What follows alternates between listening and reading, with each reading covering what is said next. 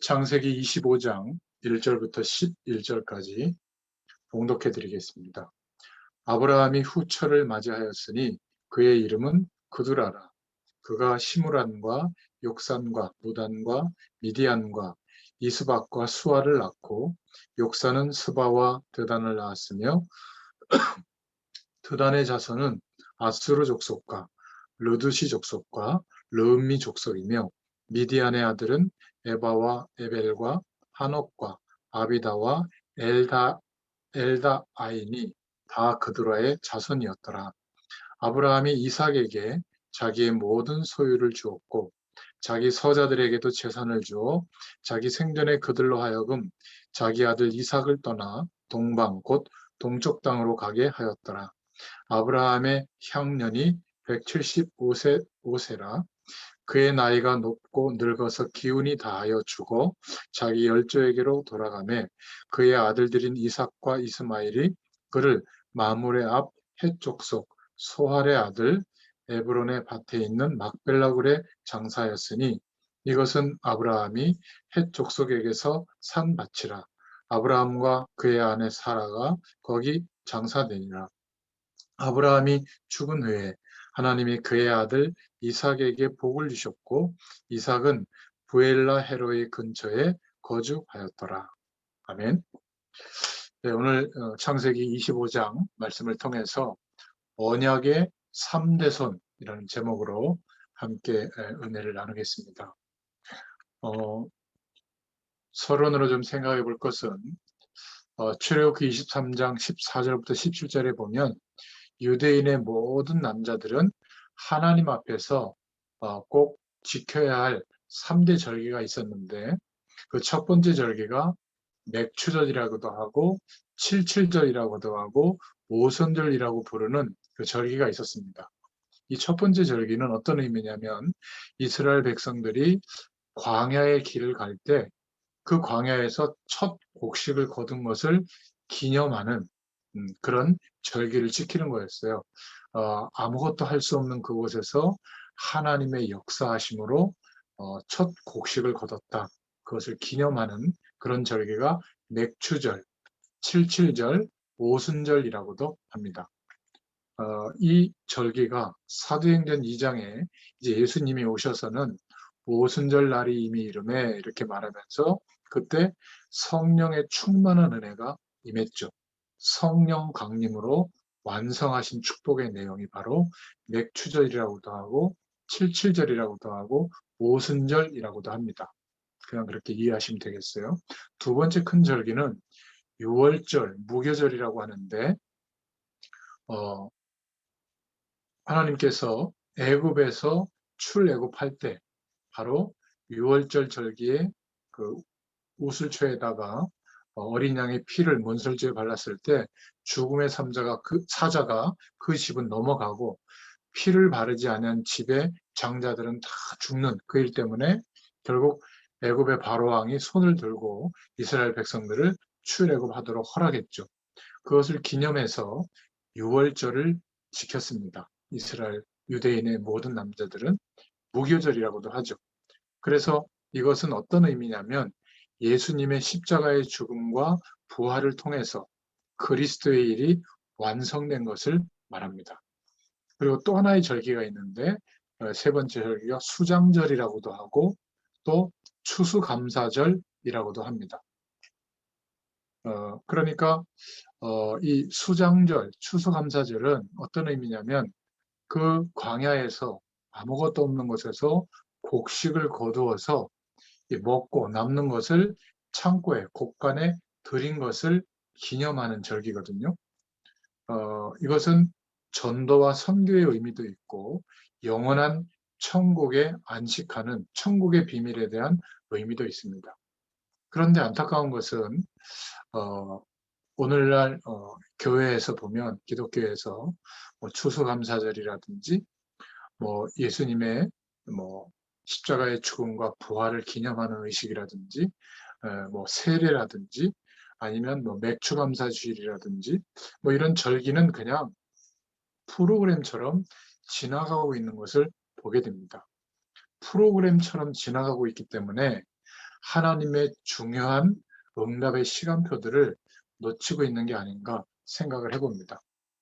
이 절기들을 통해서 보면 우리에게도 의미하는 바가 있죠. 우리는 지금도 유월절의 의미를 기억하고 예수님의 십자가의 죽으심과 부활을 통해서 하나님의 구원이 우리에게 이루어진 사실에 대해서 우리가 중요하게 신앙 고백을 하고 기념해야 될 줄로 믿습니다. 그리고 맥추감사주일, 상반기 감사라는 의미도 있지만 오순절 날을 기념해서 초대교회 성령의 충만한 은혜가 임한 것처럼 우리의 심령에도 하나님의 성령으로 충만하게 역사해 달라고 그런 중요한 시간표가 임하고 있다는 것을 기억하시면 좋겠습니다. 그리고 추장절, 추수감사절 이런 절기에는 이제 곡식을 거두어서 곡간에 드렸다.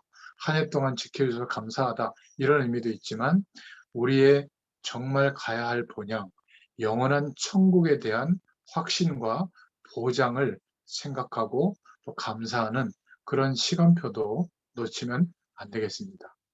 결국 이 절기들을 통해서 모든 절기와 사건을 통해서 하나님은 하나님의 언약, 그 약속이 전달되기를 원하셨습니다. 그래서 요단을 건너고 나서도 기념비를 세우게 했고 여리고성이 무너졌을 때도 그렇게 했죠. 하나님의 언약, 하나님을 떠난 인간과 하나님과 대적하고 있는 이 세상이 다시 하나님과 화목하게 되고 우리 인간이 누려야 될 하나님이 작정하신 그 축복, 결정해 주신 그 축복이 우리에게도 회복돼야 되는데 그 길은 하나님의 약속을 붙잡고 또 그 언약을 우리도 지켜야 되지만 우리 후대에게도 전달해야 될 줄로 믿습니다. 우리의 후대들이 하나님의 약속을 놓치면 부모가 하나님의 축복을 누리고 있는 언약의 부모라고 할지라도 그 후대들에게는 어려움과 실패가 임한다는 사실을 꼭 기억해야 됩니다. 그래서 오늘 창세기 25장 1절부터 34절을 읽어보면 언약의 3대 손이 나옵니다. 아브라함, 이삭, 야곱이 나오고 있죠. 언약의 사람 아브라함에게 언약 밖의 자손 이스마엘도 있었음을 말하고 있고 또 언약의 사람 이삭에게도 언약 밖의 자손 그 아들 에서가 있었다는 것을 야곱과 에서 중에 에서가 있었다는 것을 말하면서 그만큼 하나님의 약속, 복음에 대한 내용이 언약의 전달에 대한 중요성을 말해주고 있습니다. 야곱에게 언제부터 하나님의 약속, 오실 메시아에 대한 약속, 하나님의 축복을 누릴 수 있는 약속이 심겨져 있냐면 야곱에게는 태중에서부터입니다. 하나님이 그렇게 하셨죠. 그래서 우리 후대들에게 어릴 때부터 하나님의 약속을 심어주는 그런 것은 굉장히 중요합니다. 오늘 말씀을 통해서 언약의 3대 손을 함께 보면서 우리 자신들이 부족했던 게 무엇인가 치유받을 부분들은 치유를 받고 우리의 후대들 또 후손들도 자녀들도 하나님의 언약으로 치유하는 기회로 삼을 수 있기를 바랍니다. 자, 오늘 첫 번째 기도 제목인데요. 언약의 일대손 아브라함에 대해서 보겠습니다. 이 아브라함은 하나님의 약속을 붙잡은 언약의 사람이 틀림없었지만 완전한 사람은 아니었죠. 아브라함이 인간적으로 완전했기 때문에 실수를 하나도 안 했기 때문에 하나님의 약속의 주인공이 된 것이 아니라 하나님이 아브라함에게 은혜를 주셨기 때문에 아브라함은 마침내 하나님의 약속을 믿는 믿음의 증인이 된 것이죠. 오늘 1절부터 4절에 보면 아브라함에게도 언약 밖의 자손들이 많이 있었음을 기록하고 있습니다. 그런데 5절에 보니까 이런 부족했던 아브라함이었지만 아브라함의 그 중심은 하나님의 약속, 언약 백성에게 그 중심이 가 있었죠. 하나님의 언약의 자녀인 이삭에게 아브라함이 중심이 있었습니다. 그래서 굳이 성경은 그렇게 기록하고 있는 거죠. 이삭에게, 언약의 자녀인 이삭에게 아브라함의 모든 소유를 물려주는 것을 기록하고 있습니다. 바로 아브라함의 기준이 언약에 있었다. 즉 아브라함의 마음이 하나님의 마음과 같았기 때문에 하나님은 언약의 사람에게 관심을 두는 것처럼 아브라함도 하나님의 약속을 믿고 그 약속대로 인도받는 사람에게 관심을 두고 자기의 모든 소유를 이렇게 남겨주는 것을 보게 됩니다. 언약의 사람과 언약 밖의 사람에 대해서 차별을 두는 게 아니라 구별하는 것이죠. 하나님의 역사하심이 누구에게 나타나는가 하면 하나님의 언약을 믿는 사람에게 나타납니다. 그런데 6절에도 보니까 서자들에게도 언약을 놓치고 있는 그런 서자들에게도 재물을 주어서 약속의 땅, 오실 메시아가 오실 가나안 땅에 정착해서 사는 것은 언약 백성에게 허락한 일이기 때문에 언약의 땅인 가나안에서 떠나게 하고 이제 그 가나안 땅에서 떠나서 동쪽으로 가도록 재물을 주어서 내보내게 됩니다. 그리고 언약의 땅, 하나님의 약속이 이루어질 땅 가나안은 오직 이삭에게 허락하는 것을 보게 됩니다. 바로 아브라함이 하나님의 언약을 중심에 담은 일대선이었죠. 그런데 창세기 25장 12절부터 18절에 보면 이스마엘의 후손이 나오는데 아브라함이 사실은 이스마엘에게도 언약을 말했지만 그 이스마엘은 하나님의 언약, 약속을 무시한 그런 인물입니다.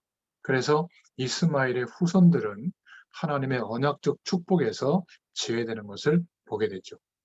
두 번째로 우리가 붙잡을 또 기도의 대상이 언약의 이대손 이삭에 대해서 오늘 창세기 25장에 말하고 있습니다.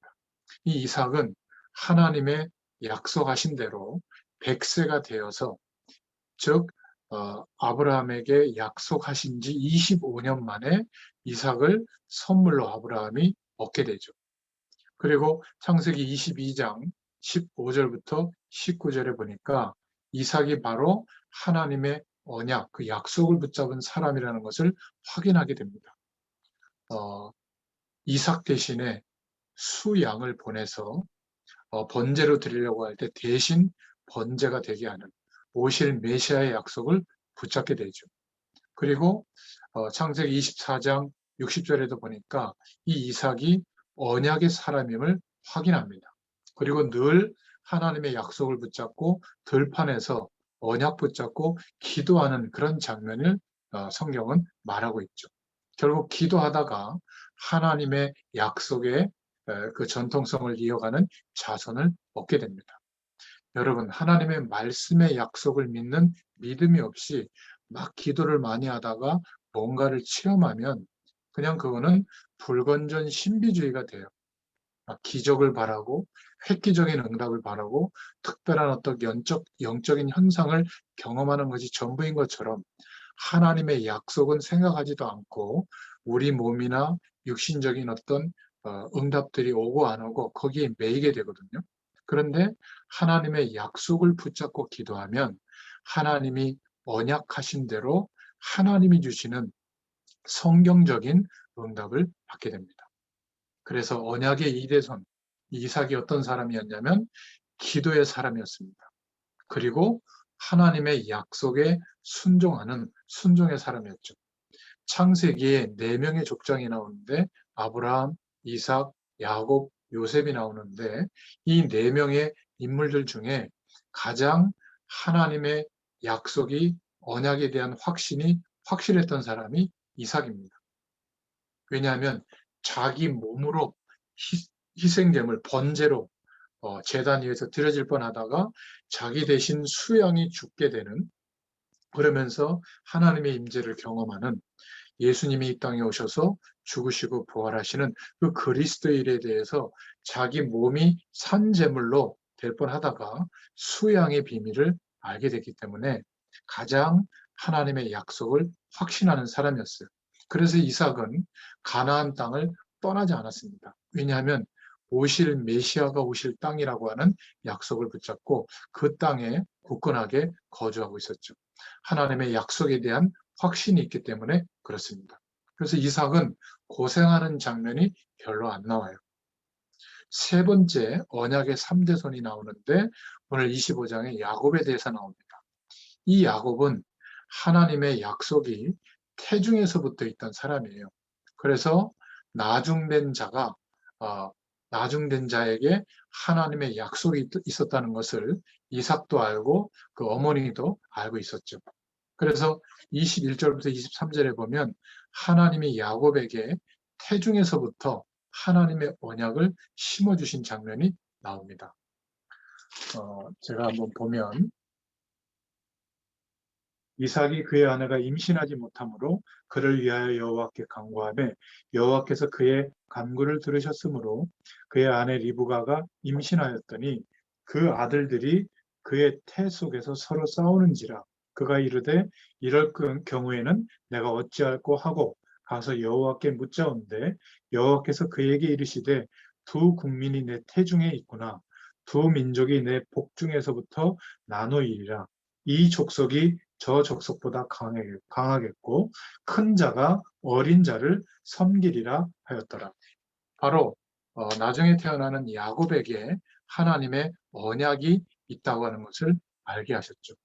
그런데 이 야곱은 어릴 때부터 하나님의 약속, 하나님의 그 축복에 대해서 지나칠 정도로 관심이 많았죠.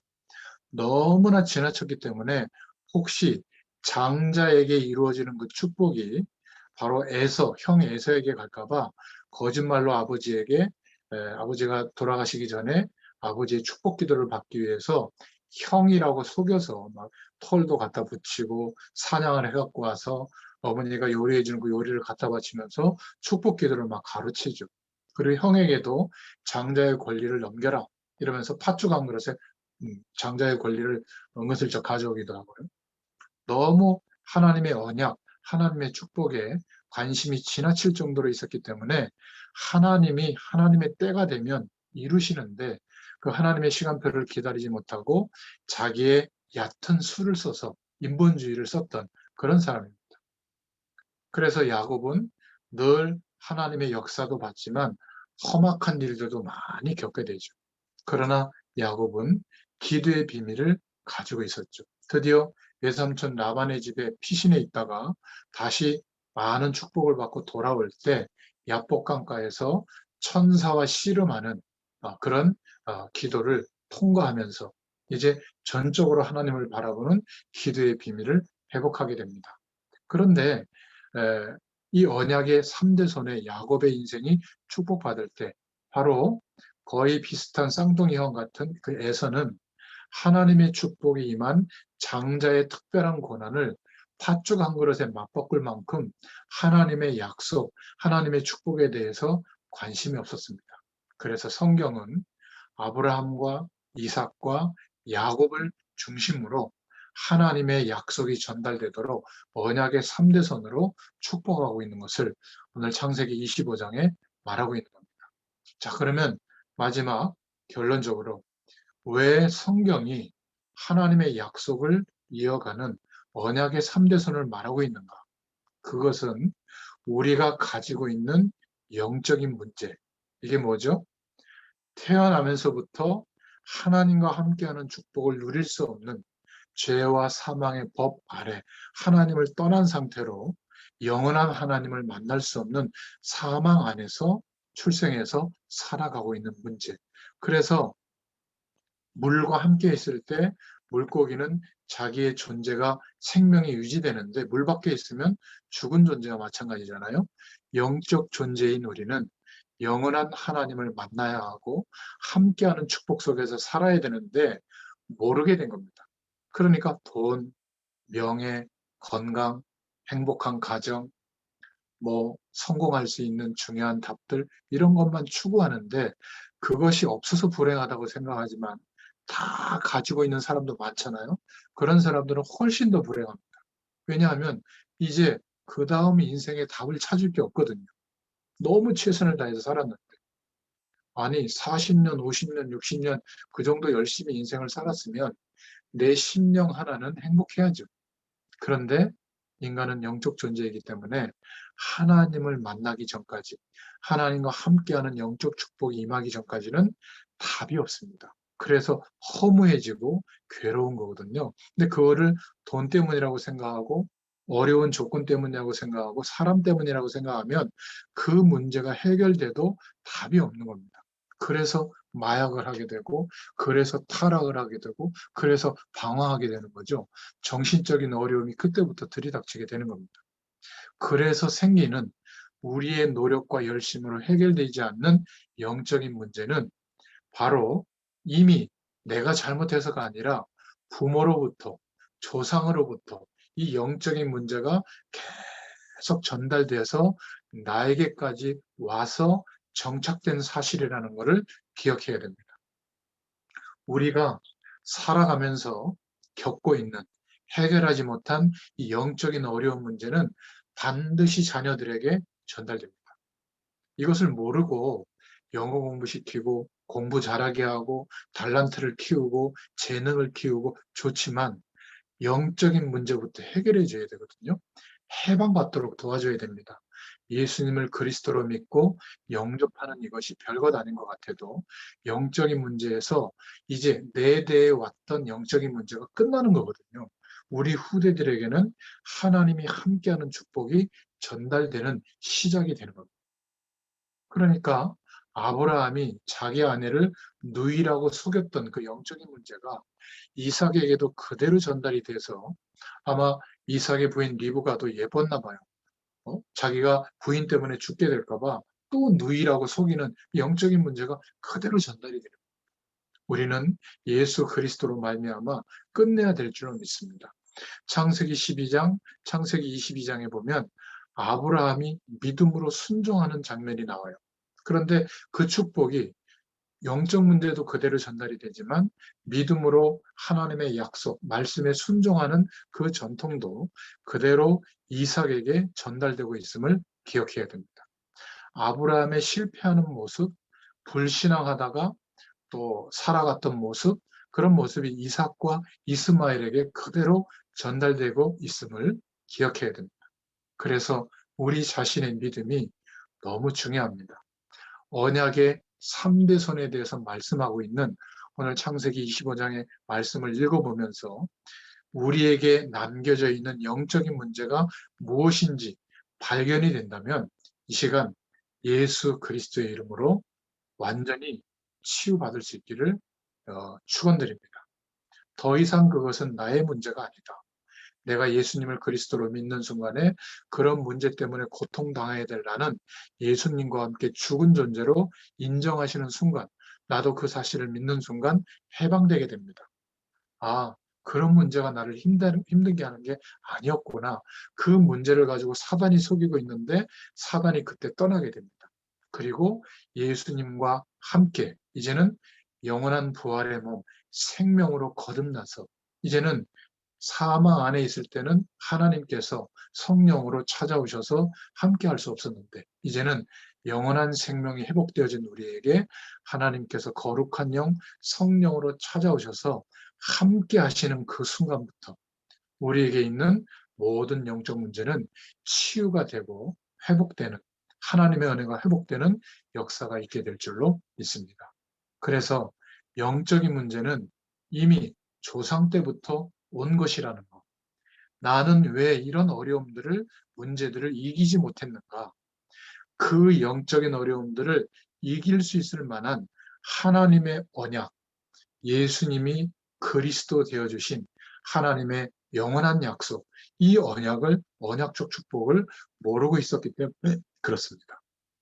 그래서 우리의 자녀들에게 그들이 살고 있는 삶의 태도, 그들이 영위하고 있는 어떤 세상적인 문화가 나쁘다고만 말할 것이 아니라 그런 문화와 세상의 배경과 우상의 배경을 이길 수 있는 영적인 힘, 예수 그리스도 안에서 하나님이 함께 하실 때 허락하시는 영적인 힘이 무엇인지를 그 힘을 어떻게 얻고 사용하는지를 가르쳐 주어야 될 줄로 믿습니다.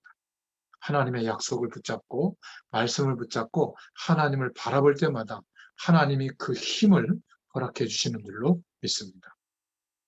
성경은 왜 이삭과 이스마엘을 그리고 야곱과 에서를 언약 백성과 언약 밖의 백성으로 대조하면서 말하고 있는가? 다른 것 때문이 아니라 언약이 중요하다. 그리고 하나님의 언약, 이 복음이 전달되는 것이 중요하다는 것을 말해주고 있습니다. 자, 그렇다면 우리 자손들에게, 다음 세대에게 이 하나님의 언약, 그리스도의 축복을 전달하는 것이 얼마나 중요한지 다시 한번 기도 제목을 회복할 수 있기를 바랍니다. 그럴 때 하나님이 주시는 기도 응답을 누리는 비밀을 갖게 되고요. 하나님의 자녀라고 하는 신분이 회복되어졌기 때문에 하나님이 약속하신 모든 축복을 이제 믿고 구할 때 응답을 받게 되어 있습니다. 영적인 문제 속에서 승리할 수 있는 이 언약적 축복의 비밀을 날마다 깨닫게 하시고 체험케 하시고 이 언약적 축복을 전달하는 전도자의 인생이 되도록 하나님께 기도할 때 하나님께서 역사해 주실 줄 믿습니다. 기도하겠습니다. 하나님 참 감사합니다. 아브라함과 이삭과 야곱의 인생을 통해서 언약 백성이 어떤 축복의 길을 가는지를 알게 하심을 감사합니다. 우리도 예수 그리스도 안에서 언약의 대를 이어가는 이 언약적 축복을 모든 현장과 모든 사람과 모든 후대들에게 다음 세대에게 전달할 수 있는 참 전도자의 축복이 우리의 삶 가운데 회복되고 또 이 약속의 방향을 맞출 때 하나님의 모든 축복이 임하는 은혜를 입게 하여 주시옵소서.